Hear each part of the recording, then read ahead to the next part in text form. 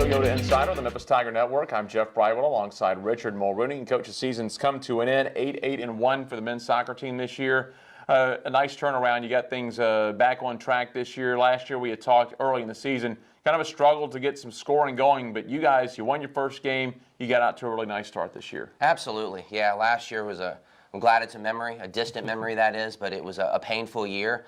But a lot of lessons learned, and I think we applied that to this year for the most part. I mean, 8-8-1, obviously 5 more wins than last year, but I think the thing that bothers me, we still lost 8 games. And I think we have to try to find a way to, when you're on the road or at home, if you're down 1, can you get a tie out of it? Or if you have a tie on the road, can you keep it? Or obviously wins speak for themselves. So it's going in the right direction. Obviously we're having this end of the year wrap right now when the NCAA tournament starts this weekend, so it's a few weeks earlier than I want to have this meeting, but at the same time, we have a lot to build upon, and we did, and we still have a little ways to go, but the good thing is I'm very, what's the right word, very happy with the group this year, but I'm not content. Had a chance there at the end, went into the final game with a chance maybe to make the postseason the week before. You knocked off the ranked team in UConn, so you finished strong as well. Absolutely, yeah. To go into Tulsa, which obviously they won our conference tournament this past weekend, and to have to win a game, that's tough. But the game was toe-to-toe. You know, to say that they outplayed us for the full game's far from it. We had it 0-0 at half, and then the second half, there was even chances, and it was the type of game where pretty much the first team that was going to score was going to win. Unfortunately, they got that, and we start pushing numbers forward because knowing we're going to lose or a tie doesn't get us in. We had to win. They got the second goal, and rightfully so. They're a good team. They ended up beating Connecticut in the semifinals by the same score, 2-0, and then they beat USF in the finals by penalty kick. So they're a good representative of our conference, but it also shows me that we're not far off, if at all, by competing and making the NCAA tournament. All right, Coach, you're going to go into the offseason on this 8-8-1 team. You only lose 3 seniors. They're key seniors, right, but there's only 3 of them. Absolutely, yeah. 2 center backs in KK and Jordan.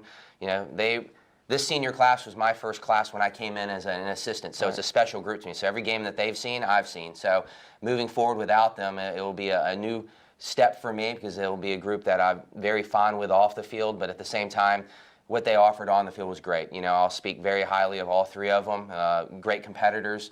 And they really offered a lot to this team. And obviously I didn't throw in Raul there, who's a special ability on the field also. But some big shoes to fill, and I don't necessarily know if you fill them. You just try to bring some in for guys to make their own stories. But 3 starters, but at the same time we bring a big core back of starters as well. We've been starting a lot of freshmen and sophomores, but there's definitely some opportunities to be filled because there, as we just said, 8-8-1 doesn't solidify a starter for next year by any means, so there's 11 spots up for grabs. I'm going to say a bulk of the team comes back, not going to break it down by class, but obviously with just 3 seniors. A lot of guys coming back, and they'll be expected to make the jump. This team made the jump. Now the next step from 8-8-1 to a winning record, conference tournament spot, and who knows beyond. Those are the expectations, yeah. I mean, like I said, each year, if I can just see that line progressing up and up, I'll be, not like I said, I'm not content with it, but at the same time, I know that we're going in the right direction. And the freshman class that we have coming in next year, along with the freshmen we just had, Jackson was an all-freshman this year.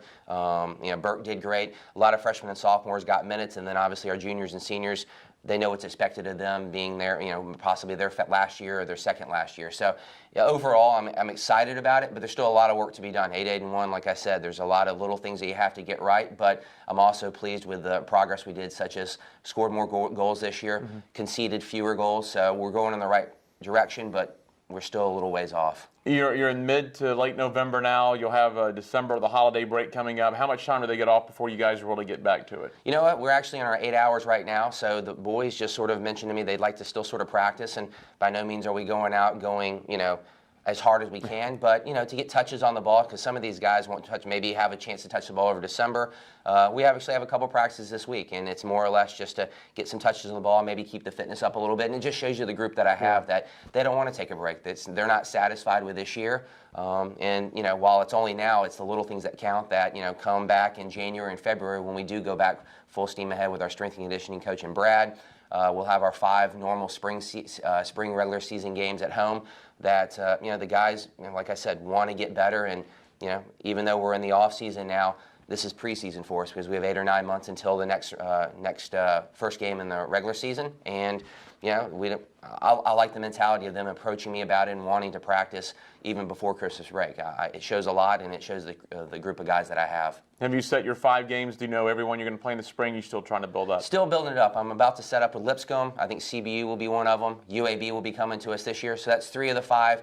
And then, you know, it's just a matter of dates working and scheduling and so on and so forth. But, again, I think there'll be games that a lot of minutes will be had. Some guys that didn't get a lot of minutes this fall will get a ton of minutes this spring. And it's an opportunity to show that, hey, coach, you know, I can get this done, or still have a little ways to go. And it gives, obviously, an evaluation for the coaches to be like, okay, you know what, we're going to need a little help in this spot, or, you know what, he's stepping up to the occasion, and I think he's battling for some minutes in the fall. So it works. I think the spring is very important for the program. I always look forward to it.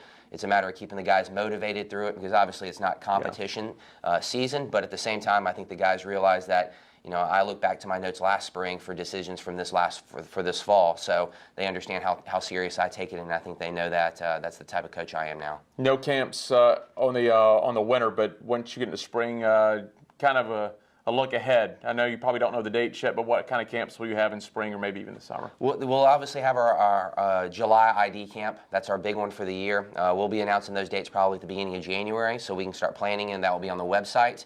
But other than that, you know, we usually this December, Matt and Tony are going to Florida quite a bit. I'm going to Sarasota to recruit. So recruiting is a big part of it, but at the same time, we don't really have an idea or necessarily our recruiting camps until late July. But we'll have our youth camps in the summer, and those will be posted online, I would think, in January, no later than February. All right, sounds good. Thanks as always, Coach. I appreciate it. That is head coach Richard Mulrooney. I'm Jeff Brightwell for the Wolfchase Toyota Insider on the Memphis Tiger Network.